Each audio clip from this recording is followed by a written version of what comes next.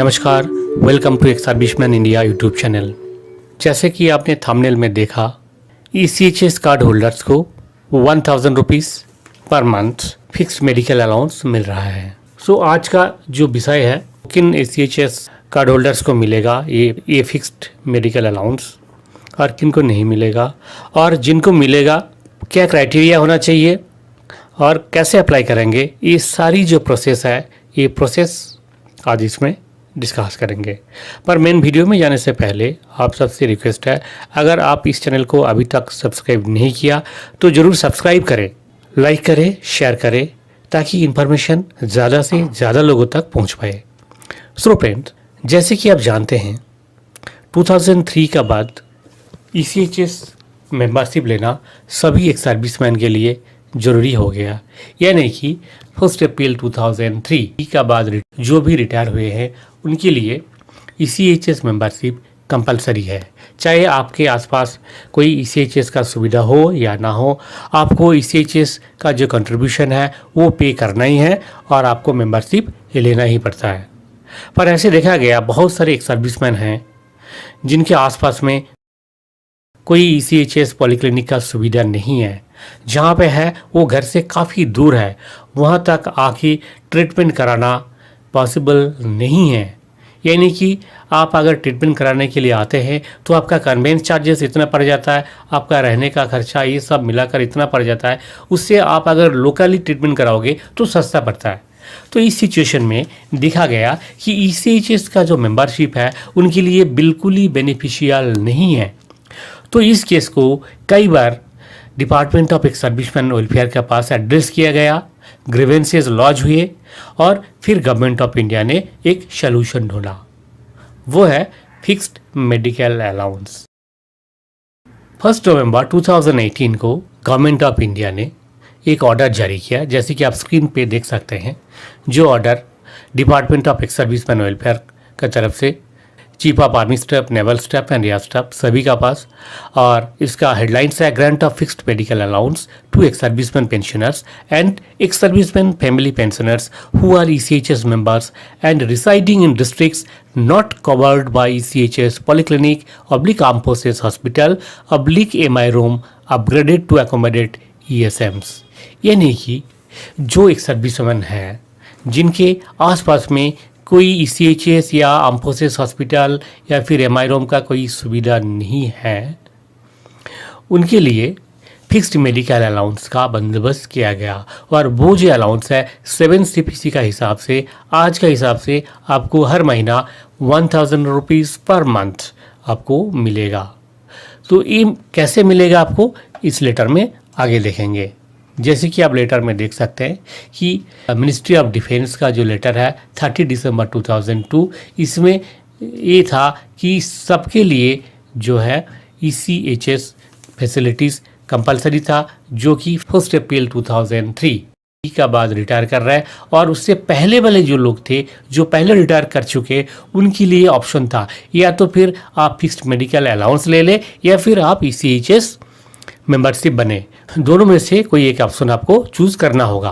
तो उस समय जो लोग ECHS मेंबरशिप के लिए ऑप्ट किया था उनको ECHS मेंबरशिप मिला और उनको ECHS का सुविधा मिल रहा है। जो ऑप्ट नहीं किया था, फिक्स्ड मेडिकल अलाउंसेस लेना पसंद कर रहे थे, उनको अभी fixed medical allowance per month 1000 rupees अभी भी मिलता है और मिलता रहेगा। पर ये प्रोविज़न अभी शुरू हुआ, ये पहले नहीं था कि ECHS मेंबरशिप लेने के बावजूद अगर आपके आसपास ECHS का सुविधा नहीं है तो आपको इस समय पहले का जैसे 2003 से पहले का जैसे लोग ऑप्ट कर रहे हैं, या तो APMA या फिर ECHS, ऐसी आपके पास भी ऑप्शन है। चाहे तो आप फिक्स्ड मेडिकल अलाउंस ले सकते हैं या फिर आप चाहे तो ECHS का जो सुविधा है वो कंटिन्यू कर सकते हैं। बट कोई भी एक ऑप्शन आपको लेना होगा। ये नहीं चलेगा कि आप जब दिल चाहे आप ECHS सुविधा लिया और जब आपको अच्छा लगा तो आप फिक्स्ड मेडिकल अलाउंस ले लिया, ऐसे नहीं होगा। आप दोनों में से कोई एक ऑप्शन चूज़ कर सकते हैं। अगर आप फिक्स्ड मेडिकल अलाउंस का ऑप्शन चूज़ किया तो आपका ECHS कंट्रीब्यूशन आपको आपने पे किया at the time of retirement या फिर ईसीएचएस के लिए जब आप अप्लाई किया मेंबरशिप के लिए, उस समय आपने जो कंट्रीब्यूशन पे किया वो किसी भी हालत में रिफंडेबल नहीं है। ये नहीं कि आपने जो कंट्रीब्यूशन पे किया वो रिफंड नहीं होगा, पर आपको हर महीना ये जो एफएमए है हर महीना 1000 रुपीज़ वो आपको मिलता रहेगा। इसका जो डिटेल में जो इसमें लिखा गया, जैसे कि आप देख सकते हैं कि किन कंडीशन में आपको मिलेगा। जैसे कि आप देख सकते हैं कि एक serviceman health scheme ECHS membership is compulsory for all ESM pensioners and entitled ESM family pensioners. सभी एक सर्विसमैन और फैमिली पेंशनर के लिए ECHS का सुविधा मेंबरशिप कंपलसरी है। Those retired discharge and on death of the serving arm forces personal which occurred on और after 1 अप्रैल 2003, यानी कि 1 अप्रैल 2003 के बाद जो भी रिटायर किए सबके लिए ECHS मेंबरशिप कंपलसरी है, और आपने एक बार जो कंट्रीब्यूशन पे किया वो नॉन रिफंडेबल है। पैरा 4 में ये बोला गया कि despite being an ECHS member above mentioned ex servicemen pensioners and ESM family pensioners residing in districts where no ECHS polyclinic or armed forces hospitals or MI room upgraded to accommodate ESMs is available will be eligible for FMA as well as will be entitled for IPD treatment। एक serviceman है जिनको ECHS polyclinic का सुविधा नहीं मिल रहा है, इनको fixed medical allowance मिलेगा। और IPD ट्रीटमेंट यानी कि आप कभी अगर एडमिट हुए, जैसे आपको कभी एडमिट होना पड़ा, तो उस केस में आपको ये सुविधा मिलेगा। The residential address of the ECHS member for payment of FMA cessation of FMA shall be the address indicated as the permanent address in his her PPO।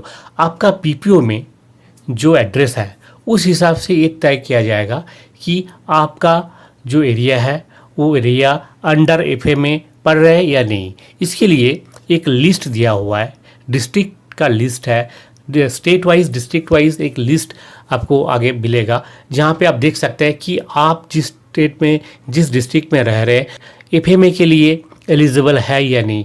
यानी कि आप अगर उन डिस्ट्रिक्ट्स में रह रहे हैं तो आपको फिक्स्ड मेडिकल अलाउंस मिलेगा। अगर इन डिस्ट्रिक्ट्स में आपका एड्रेस नहीं पड़ता है तो आपको FMA नहीं मिलेगा। जैसे कि आप commencement public registration of FMA, इसमें ये बोला गया कि अगर आपको ECHS पॉलीक्लिनिक का सुविधा या फिर आर्म फोर्सेस हॉस्पिटल का सुविधा नहीं मिल रहा है तो आप FMA के लिए आप अप्लाई कर सकते हैं।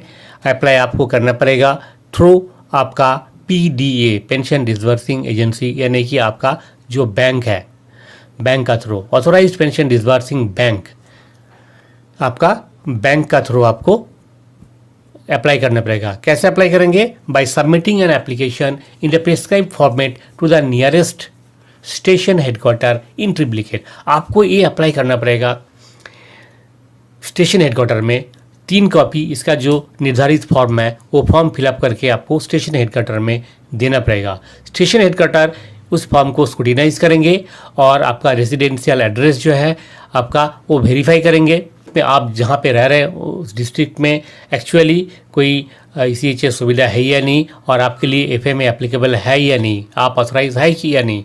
अगर आप एप्लीकेबल है तो वो एप्लीकेशन जो है आगे भेजा जाएगा। आपका जो एप्लीकेशन का ओरिजिनल कॉपी है वो भेजा जाएगा PCDA पेंशन इलाहाबाद को, ऑफिसर्स के लिए PCDA ऑफिसर्स पुणे को, और नेवी एंड कोस्ट गार्ड के लिए PCDA मुंबई को, और एयरफोर्स के लिए JCDA एयरफोर्स न्यू दिल्ली को।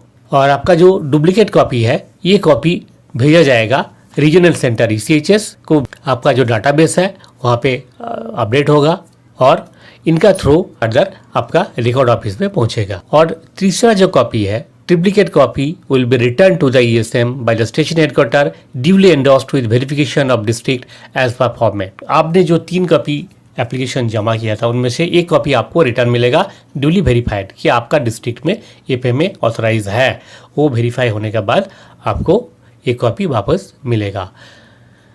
Based on with original application PCDA Allahabad और PCDA नेवी कोस्ट गार्ड या फिर आपका JCDA एयरफोर्स न्यू दिल्ली जो भी एप्लीकेबल है आपका केस में, वो आपका एफए में सैंक्शन करेंगे और आपका पीपीओ में उसका एंडोर्समेंट होगा, यानी कि पीपीओ में मेंशन होगा आपको किस दिन से हर महीना एफए में मिलेगा। तो इसके हिसाब से आपको एक करिजेंडम पीपीओ भी इश्यू होगा। The date of commencement of FA में will be the first day of the subsequent second month in which the pensioner has submitted the application. आपको कब से मिलेगा? आप जिस महीने में एफएमए के लिए आपका एप्लीकेशन सबमिट किया था स्टेशन सेल में, उसका नेक्स्ट मंथ से आपको एफएमए मिलना शुरू हो जाएगा। सीजेशन ऑफ ओपीडी फैसिलिटीज़, और जैसे कि आपने एफएमए लेना शुरू कर दिया तो आपका जो ओपीडी फैसिलिटी है वो आपको नहीं मिलेगा। आप ईसीएचएस पॉलीक्लिनिक या एम्फोसिस हॉस्पिटल में आप ओपीडी में नहीं दिखा सकते हैं। He is also not eligible for referral to empanel facility for treatment in OPD. The ECHS smart card of the ESM will be endorsed with such details regarding facility available to him /her. आपका जो ECHS card है उस पर लिखा रहेगा कि you are not eligible for OPD. किसी भी तरह कहीं भी आप ECHS पॉलीक्लिनिक हो या फिर आपका जो एम्पैनल हॉस्पिटल हो वहाँ पे आप OPD में नहीं दिखा सकते हैं। The cessation of FMA in the event of opening a new polyclinic in the district by PD/bank would be based on a certificate issued by COECHS through existing chain of command and control regarding the operationalization of ECHS polyclinic। यानी कि अगर आपका area में ECHS खुल जाता है, जैसे ECHS का एक्सपेंशन हो रहा है, जो जहाँ जहाँ ECHS पॉलीक्लिनिक नहीं है वहाँ बनवाने का कोशिश चल रहा है और बहुत सारे नए ECHS पॉलीक्लिनिक खोला भी गया, और वहाँ पे क्या होगा, आपका ECHS का जो सुविधा है वो आपको अगर चाहिए तो आप सीज कर सकते हैं एफएमए। उसके लिए आपको अप्लाई करना पड़ेगा थ्रू ECHS पॉलीक्लिनिक। और अगर ये देखा गया कि आप ECHS फैसिलिटी भी ले रहे हैं और एफएमए भी ले रहा है तो इस केस में क्या होगा, जैसे कि पैरा 10 में यहाँ बोला गया कि आपका जो है रिकवरी होगा, आपका जो अगले जो पेंशन आएगा उसमें से आपका ये पैसा रिकवर होगा। ये ऑर्डर जो है जारी हुआ है 2018 से।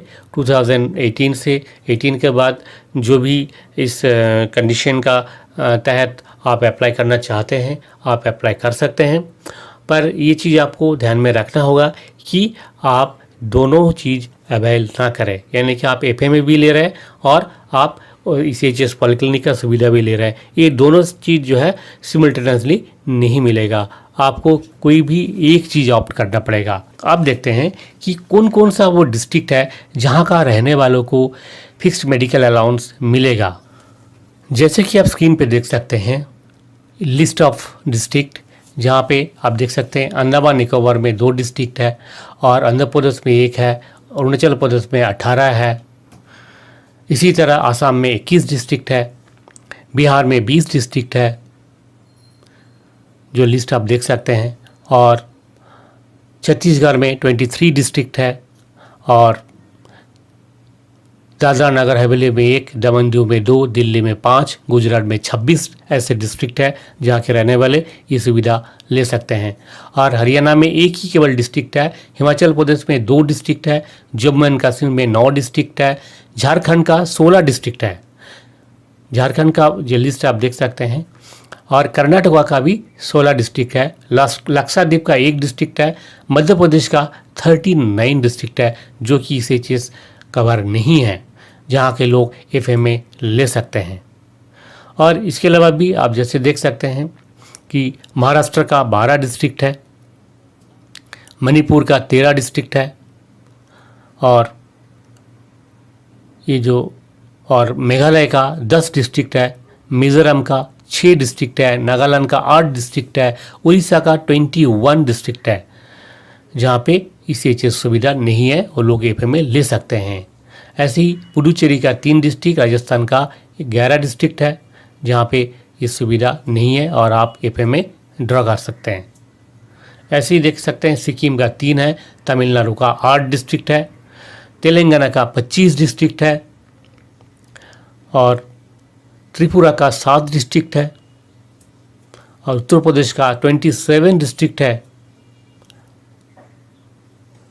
और वेस्ट बंगाल का 8 डिस्ट्रिक्ट है। ये टोटल जो है 365 डिस्ट्रिक्ट है जहाँ ECHS सुविधा एज ऑन डेट अवेलेबल नहीं है, यानी कि यहाँ के लोग को लिए fixed medical allowance per month 1000 rupees as on date वो आप एप्लीकेबल है। और अगर चाहे तो जिस तरह से प्रोसीजर आपको बताया गया उसी प्रोसीजर से आप अप्लाई कर सकते हैं। इस विषय में और अगर ज़्यादा जानकारी चाहिए तो आप कमेंट बॉक्स में लिखिए, आपका क्वेरीज को सॉल्व करने का कोशिश करेंगे। आज का वीडियो में इतना ही। वीडियो के अंत में आपसे रिक्वेस्ट है, अगर ये वीडियो अच्छा लगे तो ज़रूर सब्सक्राइब कीजिए, लाइक कीजिए, शेयर कीजिए ताकि इन्फॉर्मेशन ज़्यादा से ज़्यादा लोगों तक पहुंच पाए। Thank you. जय हिंद, जय भारत।